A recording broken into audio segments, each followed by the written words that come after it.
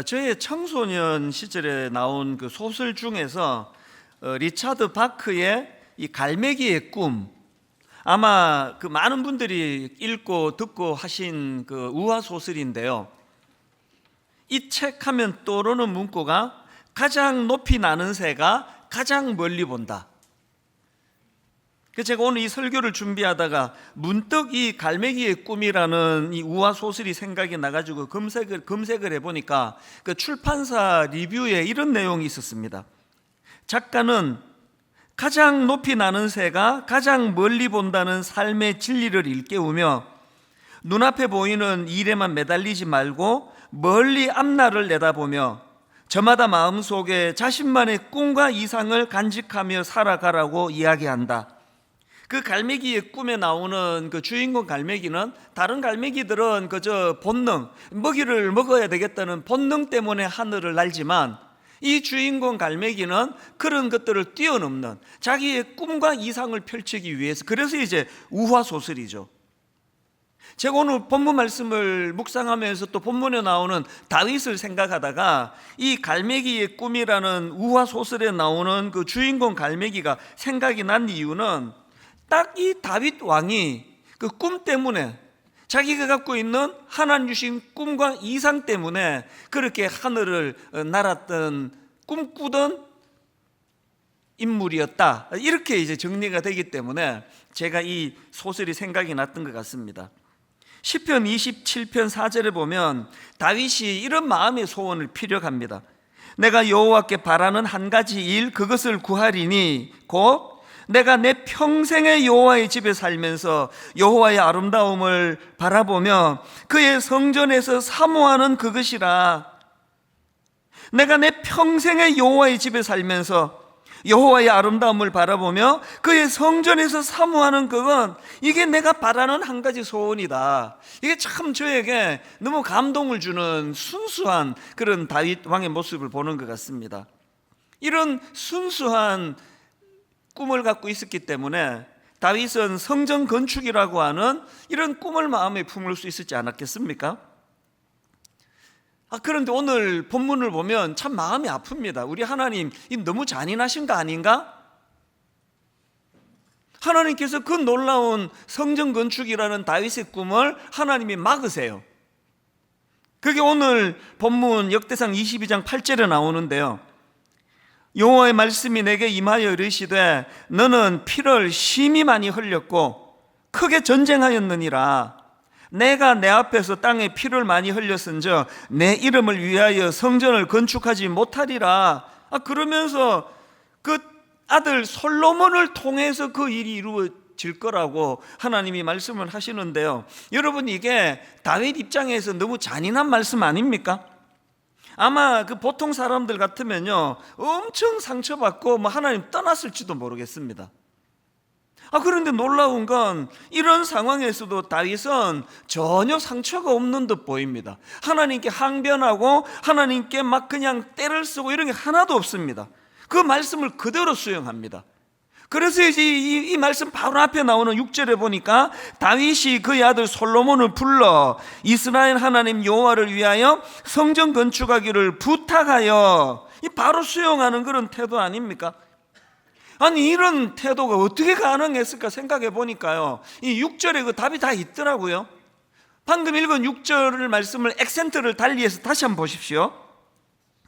다윗이 그의 아들 솔로몬을 불러 이스라엘 하나님 여호와를 위하여, 이스라엘 하나님 여호와를 위하여 성전 건축하기를 부탁하여. 여기 보니까요, 다윗에게 성전 건축이 무게중심이 있는 게 아니라 여호와를 위하는 마음, 여기에 무게중심이 있으니까 상처가 없는 겁니다. 누가 짓든 누가 하든 하나님의 영광을 받으시면 아무 갈등이 없는 거 아닙니까?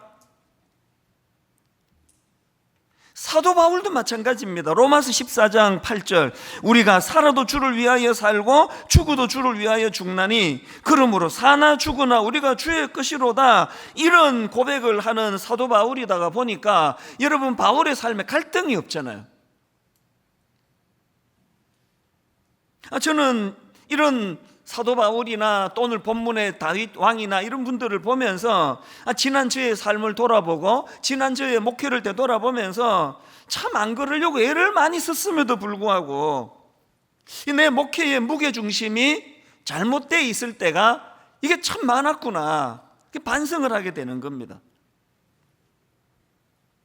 여러분, 사도 바울처럼 그리고 오늘 본문의 다윗처럼 이렇게 무게중심을 여호와를 위하여, 우리가 살아도 주를 위하여 살고 죽어도 주를 위하여 죽나니, 이렇게 고백을 하면 모르는 분들은요, 그래갖고 세상 무슨 재미로 살아, 그런 게 아닙니다.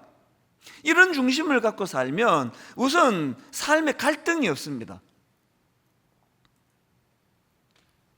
그래서 오늘 이런 의미에서 본문에 나오는 이 다윗의 모습을 우리가 묵상을 하면서 한 3가지 질문을 좀 품고 좀 이것들을 돌아보면 좋겠는데요, 우리가 품고 묵상하면 좋은 3가지 질문 중에 첫 번째 질문, 나에게는 이런 순수한 꿈이 있는가?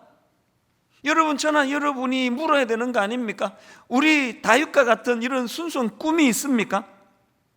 그런가 하면 두 번째 질문이 뭐냐?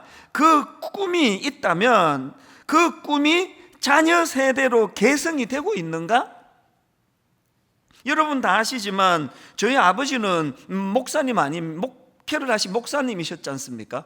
그런데 너무나 교회를 사랑하셨기 때문에 교회를 위하여 40일 금식 기도를 하셨는데 그만 돌아가신 거 아닙니까? 금식 기도하다가 17일째 되던 때 돌아가셨기 때문에 기도하다가 돌아가시는 영광은 뭐 누리셨는지 모르지만 목회의 열매는 거두지 못한 거 아닙니까? 그러나 그거는 80년, 90년 사는 인간의 생각이고요, 하나님께서는 저희 아버지의 기도를 들으시고 저희 아버지의 그 꿈을 아들인 저에게 계승을 시켜주셨기 때문에 오늘 아들인 저를 통하여 상상을 초월하는 하나님의 은혜들이 펼쳐지는 거 아닙니까? 무슨 능력이 있는 것도 아니고, 제가 우리 부모처럼 막 그렇게 기도를 많이 하는 사람이라고 그렇게 말하기도 어려운데, 이런 아름다운 교회의 꿈들을 펼쳐주시는 것은 영혼과 영혼을 이어가시는 하나님의 섭리라고 밖에는 설명할 길이 없습니다. 여러분이 이 다윗과 같이 순수한 꿈을 품는 것도 중요하고요, 그 꿈을 가지고 달려가는 것도 좋지만 여러분의 이 아름다운 믿음의 꿈이 자녀들에게 계승이 돼야 돼요. 오늘 본문에서 우리가 보고 있는 게 바로 다윗이 꾸던 그 성전 건축의 아름다운 꿈이 그 아들 솔로몬을 통하여 이루어지는 것을 보고 있지 않습니까? 그런가 하면 세 번째 질문이 이겁니다. 만약에 우리가 그 앞에 있는 그 꿈들을 꾸고 또 자녀들에게 계승하기를 원한다면 세 번째 질문, 그 꿈을 위하여 어떤 준비를 하고 있느냐는 겁니다. 준비 없는 꿈은 그냥 꾸는 거예요. 그건 오늘 본문 역대상 22장 1절부터 5절까지 계속 반복되는 말씀이 준비하였으니, 자 3절과 4절을 한번 세 번역으로 보십시오. 그는 또 대문의 문짝에 쓸 못과 꺽쇠를 만들 철을 무게를 달 수 없을 만큼 준비하고, 놋쇠도 무게를 달 수 없을 만큼 많이 준비하고, 또 백향목을 셀 수 없을 만큼 준비하였다. 그리고 5절에서 이렇게 총 정리를 합니다. 다윗이 이르되 내 아들 솔로몬은 어리고 미숙하고 여호와를 위하여 건축할 성전은 극히 웅장하여 만국의 명성과 영광이 있게 하여야 할지라. 그러므로 내가 이제 그것을 위하여 준비하리라 하고 다윗이 죽기 전에 많이 준비하였더라.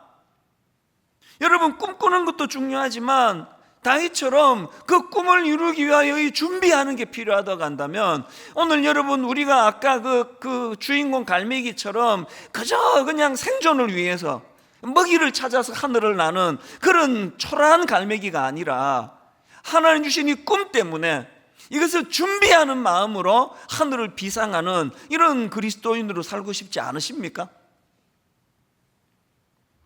그리고 또 한 가지 중요한 건요, 다윗이 이렇게 물질적으로 뭐도 준비하고 이것도 좋지만, 그러나 사실은 다윗이 진짜 필요한 그 두 가지를 준비했는데요, 이게 너무 중요한 겁니다. 뭘 준비했습니까? 첫 번째, 다윗이 진짜 중요한 거 준비한 거, 자기 자신에 대한 준비입니다. 욕심 내려놓기예요. 뭐 다 준비하면 무슨 소용입니까? 욕심을 내려놓지 못해가지고 하나님의 명령을 어기고 자기가 내가 하겠다고 그랬더라면 엄청난 혼란과 재앙이 임했을 거 아닙니까?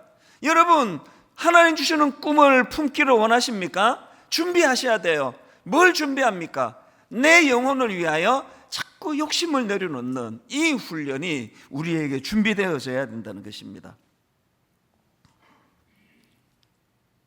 앞에서도 살펴봤지만, 하나님께서 만약에 그날 다윗 너 피를 많이 흘려서 너 성전 건축 못한다 그랬을 때, 만약에 다윗이 거기에 대하여 막 항의하고 때를 쓰고, 아니 하나님, 그게 저를 위한 전쟁이었습니까? 아니 그게 하나님의 영광을 위해서 한 일인데 왜 제가 그 책임을 져야 됩니까? 그렇게 하나님께 항변하고 때를 썼다고 한번 생각을 해보자고요. 창조주 하나님의 결정을 누가 번복할 수 있겠냐고요. 그러니까 다윗이 참 지혜롭다고 생각하는 게, 이 다윗의 귀함은요, 하나님과의 논쟁이 없습니다. 승복해버리는 거예요. 참 우리 인생을 되돌아보면은 너무 쓸데없는데 에너지를 낭비한 것 같아서 참 속상할 때가 많아요. 저는 그야말로 외길 인생, 딱 신학교 들어가고 지금까지 한 길로만 달려온 것 같지만, 너무 마음이 아픈 건 너무 쓸데없는데 이 인생을, 에너지를 낭비하는 순간이 많았구나. 요즘 그게 많이 후회가 돼요. 요즘 제가 정말 누군가를 내가 용서해야 되겠다고 안간힘을 쓴다면 이유는 하나예요. 그런데 에너지를 흘리고 싶지 않은 겁니다.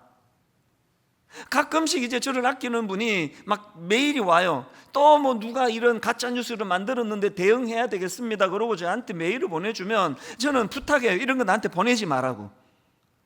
내가 이런 사람 상대하고 뭐 이게 틀린 사람은 내가 옳다는 거 증명하는데 내가 에너지를 낭비하고 싶지 않다고.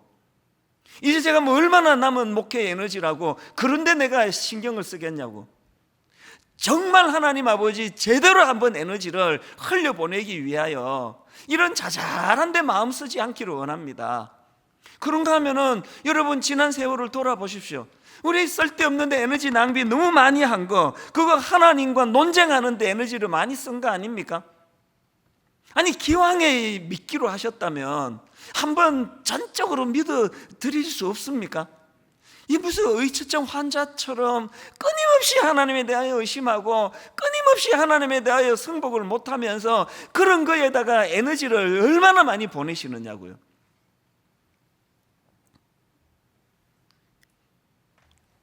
아버지가 금식기도다가 돌아가시고 저희 어머니야말로 그야말로 이 하나님과의 논쟁에 인생을 다 허비하실 수 있는 위험에 노출된 거 아닙니까? 아니 하나님 무슨 일을 이런 식으로 하시느냐고. 이게 말이나 되는 소리라고. 교회를 위하여 40일 금식기도를 작정한 주의 종을 이렇게 그냥 불러가시면 어떡하냐고. 그렇게 논쟁하기 시작했으면요, 저희 어머니 인생은 엄청나게 소모적이고 파괴적인 인생을 사셨을 거예요. 분노가 많고 울분이 많은데, 제가 가장 존경하는 지점은요, 어머니는 하나님과의 논쟁이 없으셨습니다.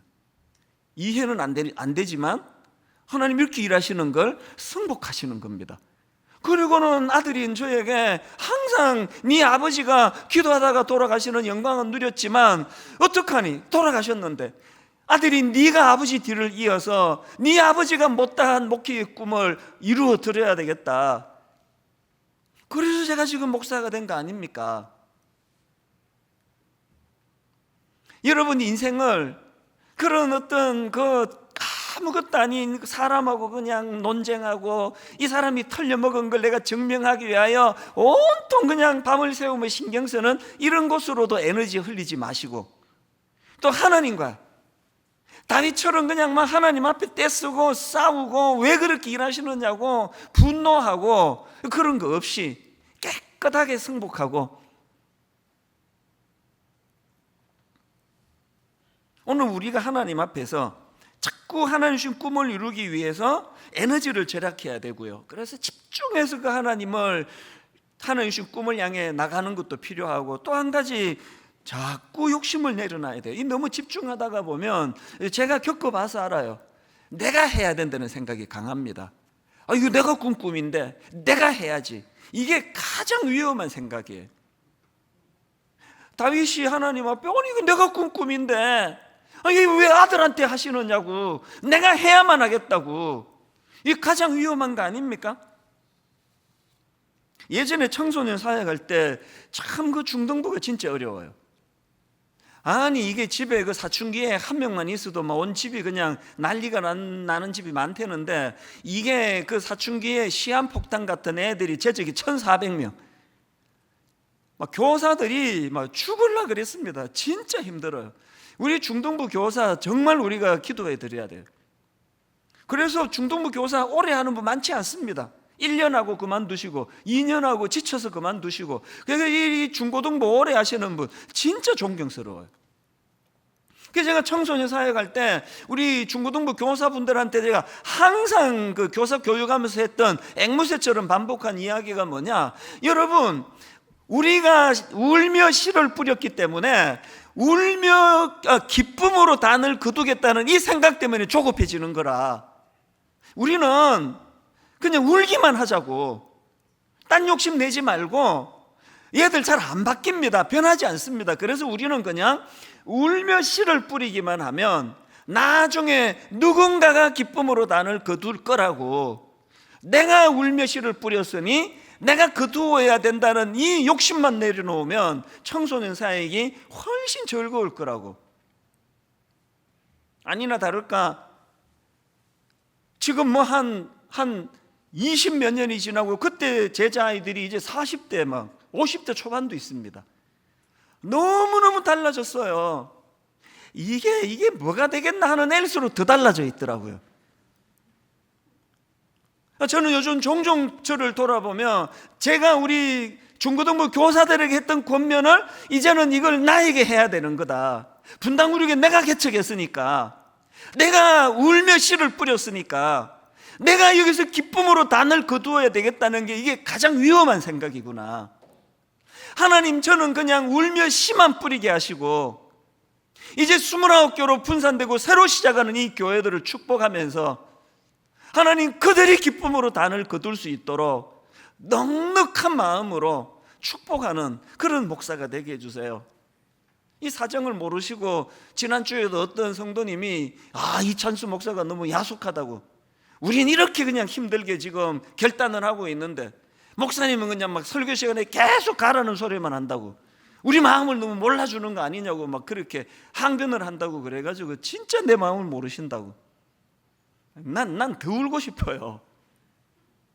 그런 하나님 희노애락의 감정을 억제해 주시기를 원합니다. 아버지, 제가 기쁨으로 단을 거두겠다는 욕심을 내려놓고, 그래야 제가 살고 그래야 29교회가 살기 때문이에요.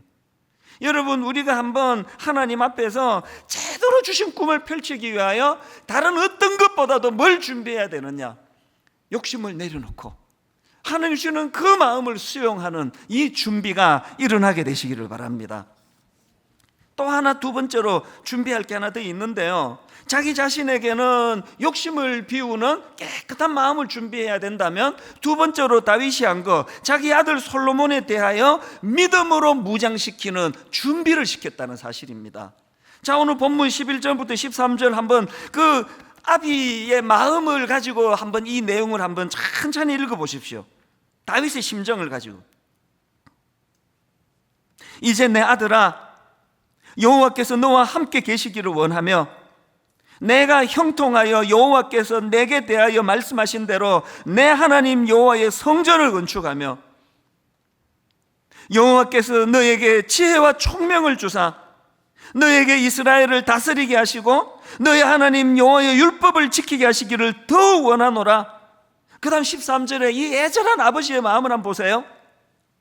그때에 내가 만일 여호와께서 모세를 통하여 이스라엘에게 명령하신 모든 규례와 법도를 삼가 행하면 형통하리니 강하고 담대하여 두려워하지 말고 놀라지 말지어다. 여러분, 아버지 다윗이 무슨 물건 준비하고 재료 준비하는 것보다 더 중요한 것은 이 아들을 믿음으로 무장시키는 거예요. 이 아들에게 신앙을 전수해 주는 거 아닙니까? 오늘 현대 예수 믿는 모든 이 땅의 그리스도인들이 잘 못하고 있는 것은 이거라고 생각합니다. 우리 당대 믿음 좋은 거 너무 귀해요. 그런데 여러분, 이 믿음을 자녀들에게 전수해 줘야 돼요. 지금 저희 교회가 우리 가족 행복 밥상 캠페인을 하지 않습니까? 이제 오늘 그 축도가 끝나면은 또 이제 외고편이 또 나가고요. 오늘은 요리사를 초대했습니다. 아마 우리 교회 성도니까 뭐 초대를 할 것도 없지만 우리 교회에 너무 이 전문가들이 많아서 감사해요. 그래서 오늘은요, 요리사를 초대해가지고 저녁 밥상을 위해서 오후 4시쯤에 이거 오픈되니까 꼭 같이 한번 해보세요. 이 요리사 되시는 분이 저한테 이제 그 팀에서 그 소개하는 문구를 보내줬는데, 푸드 스타일리스트, 쿠킹 클래스 강사. 그 써준 대로 읽기는 읽는데 이게 뭔지를 몰라요. 푸드 스타일리스트가 요리사라는 뜻이겠죠? 그리고 또 오늘의 요리가 리스 샐러드와 봉골레 크림 파스타. 이게 뭔지 국수 같은데요? 뭔지는 모르지만 교회가 이렇게 정성을 다해가지고 요리사를 초청하고 저녁에 같이 아이들과 함께 즐겁게 참 요리를 만들고 이런 것들을 준비해 드리는 이유는요, 밥상 좀 잘 차리자가 아니지 않습니까? 일주일에 한 번만이라도 가족이 한 번 함께 모여서 자녀들과 함께 꿈을 나누고 아버지가 갖고 있는 꿈을 함께 같이 자녀들에게 전수하고 이런 시간을 좀 가지자는 거 아닙니까? 여러분, 매주일 저녁마다 자녀들과 함께 모여 부부가 꿈을 나누면서 이 세 가지를 점검하시면 좋겠습니다. 우리에게는 다윗이 품은 것과 같은 순수한 꿈이 있는가? 우리 가정에는 이런 꿈이 있는가? 그리고 그 꿈이 자녀 세대로 계승되고 있는가?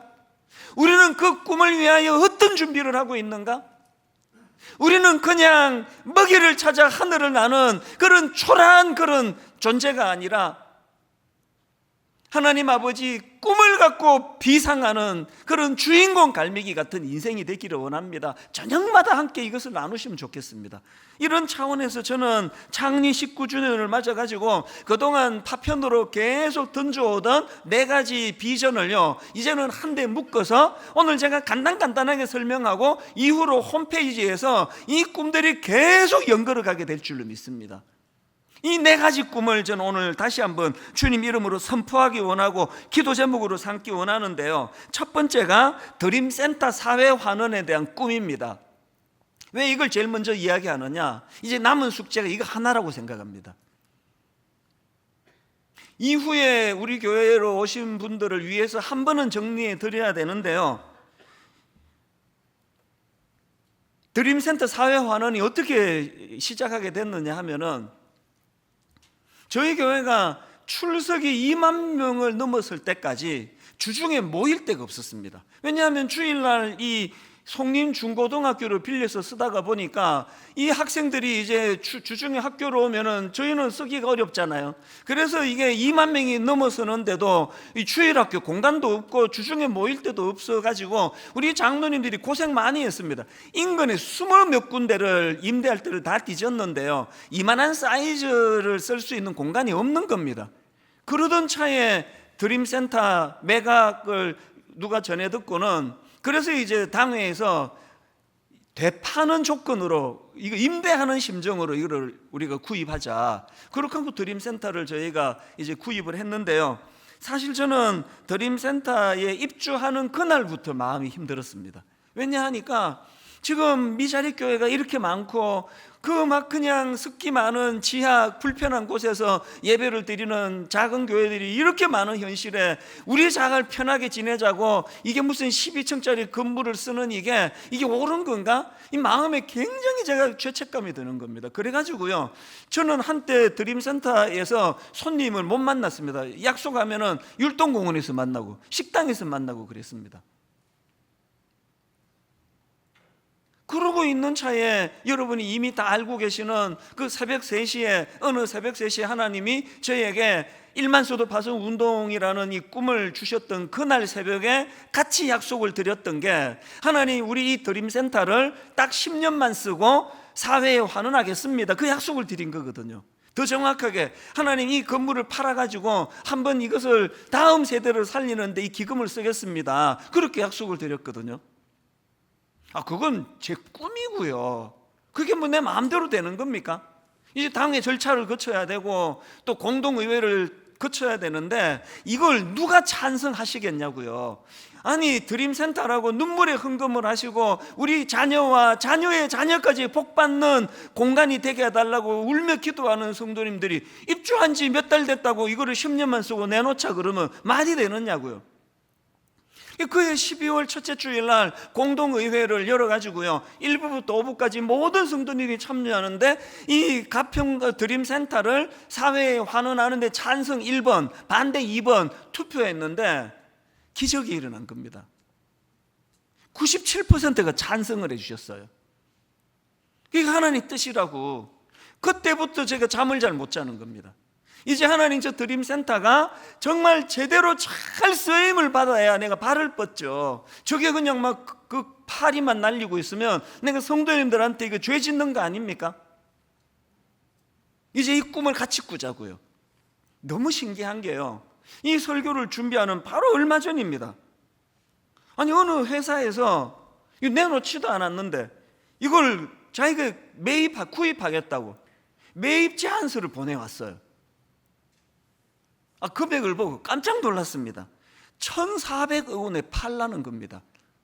한 2, 3년 전인가 그런 제안이 있을 때 1,100억에 팔라고 제안할 때 그때도 사양을 했는데, 아니 이게 얼마 사이에 이렇게 금액이 올랐어요. 그리고 1,400억보다 조금 더 조정이 가능하다고 그런 얘기를 하니까 마음이 막 흔들리는 겁니다. 애당초 제가 하나님 앞에 약속할 때도 이거를 팔아가지고 이 금액으로 다음 세대를 위해서 쓰면 한국교회와 한국 사회를 위해 쓰면 좋겠다는 생각을 했기 때문에, 그래서 제가 이거 당회에다가 이제 의논을 해야 되겠다 하는데 아직 당회에다 올리지 못하고 있습니다. 왠지 아십니까? 계속 하나님이 내 마음에 꿈을 주시는 거예요. 그 1,400억으로는 비교가 되지 않는 블루오션, 대한민국 건물 중에 단 한 번도 해보지 못한 그 창의적인 일을 거기서 해보라는 겁니다. 다음 세대를 살리는데 4가지 제가 꿈꾼다 그랬잖아요. 목회자 청년을 섬기고, 크리스찬 청년을 섬기고, 난 크리스찬 청년을 섬기고, 장애인 청년을 섬기는 이 4가지 꿈을 그 드림센터에서 온전히 녹일 수 있는 그 일을 할 수 있다고 계속 마음을 주시는 겁니다. 재단을 만들어서 우리는 거기다가 완전히 기증할 거거든요. 그런데 꿈을 꾸면서 기증하자는 겁니다.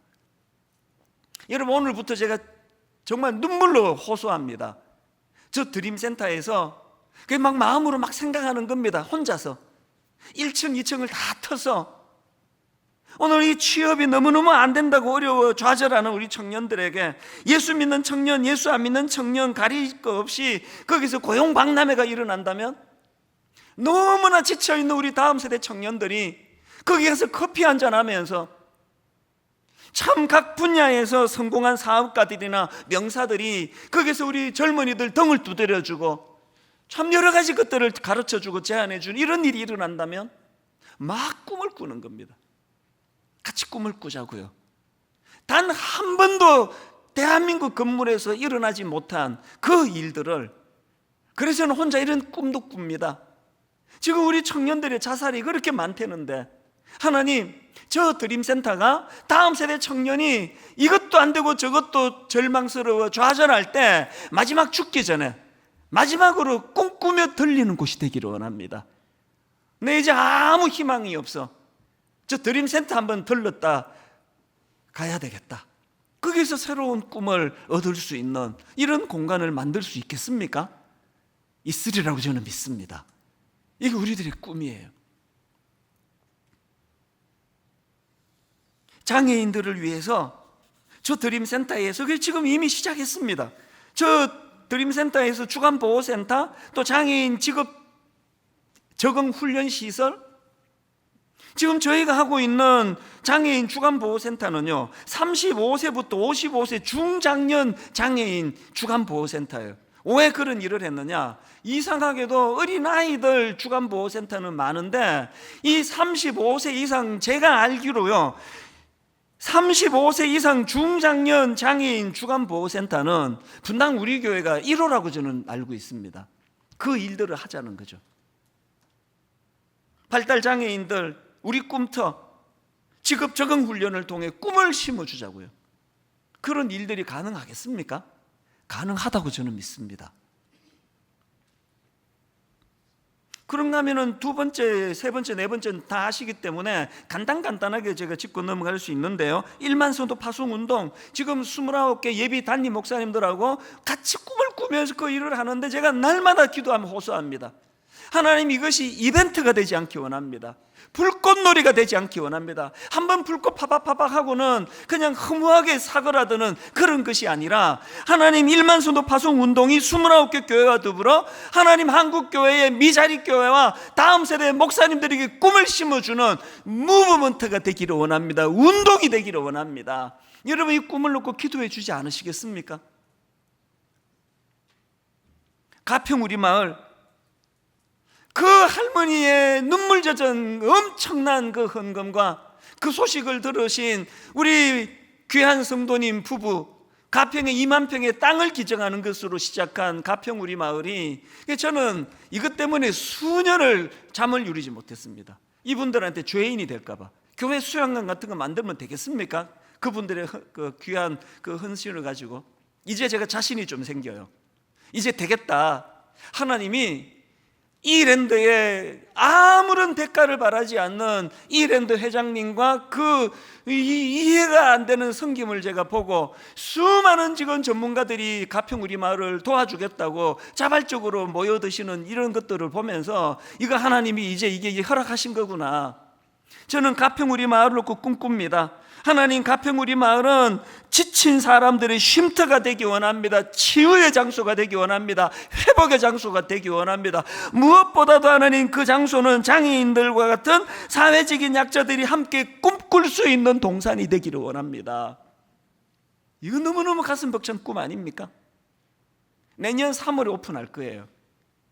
더 일찍 오픈할 수 있는데 코로나19 때문에, 그래서 저는 하나님 이것도 승복하겠습니다. 더 잘 준비하라는 뜻으로 받겠습니다. 지금부터 여러분 한 10달 남짓 남은 이 기간 동안 가평 우리 마을은 모든 성도님들이 꿈꾸며 이루어가는 동산이 되기를 기도해 주시기 바랍니다. 마지막 네 번째가 다음 세대를 위한 연구소예요.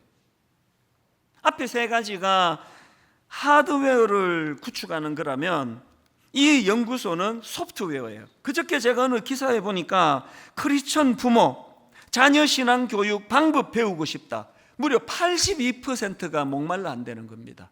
연구소가 이제 이 부모님을 돕는 일을 할 것입니다.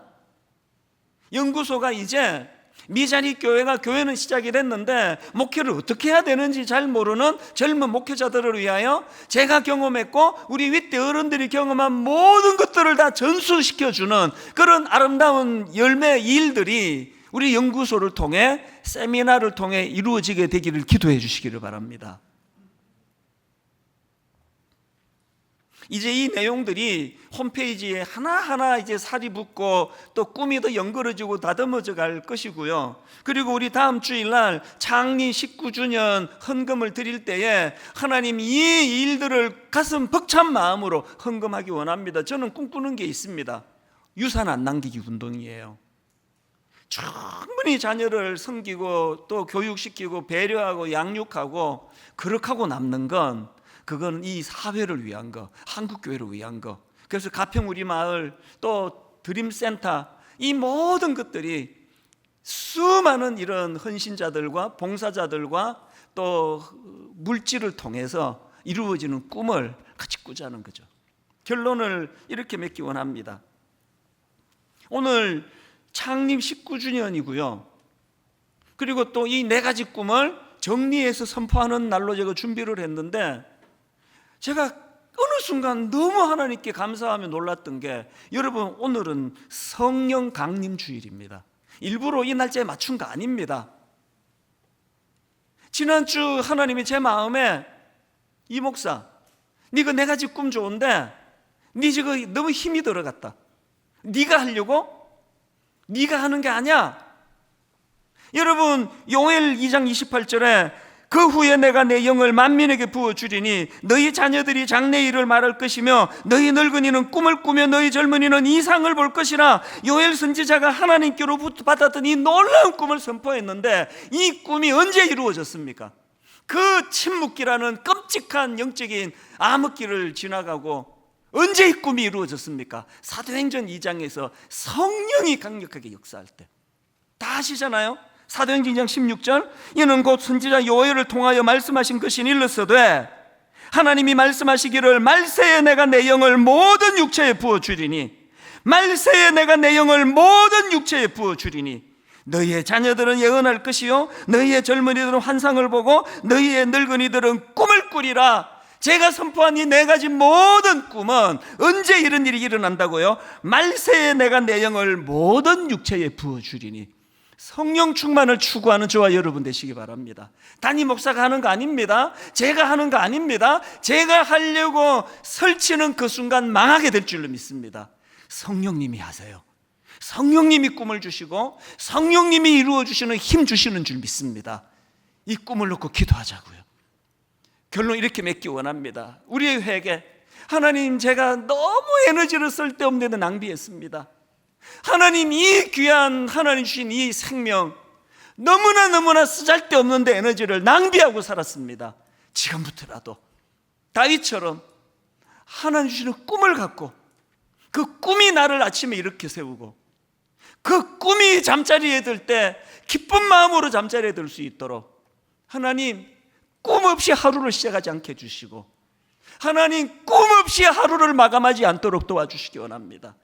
우리 자녀들이 부모인 우리를 보면서 뭘 얻고 배울 것이 있겠습니까? 그런데 우리 엄마는, 우리 아빠는 예수 믿고 주님 안에서 꿈꾸던 분들이었노라고.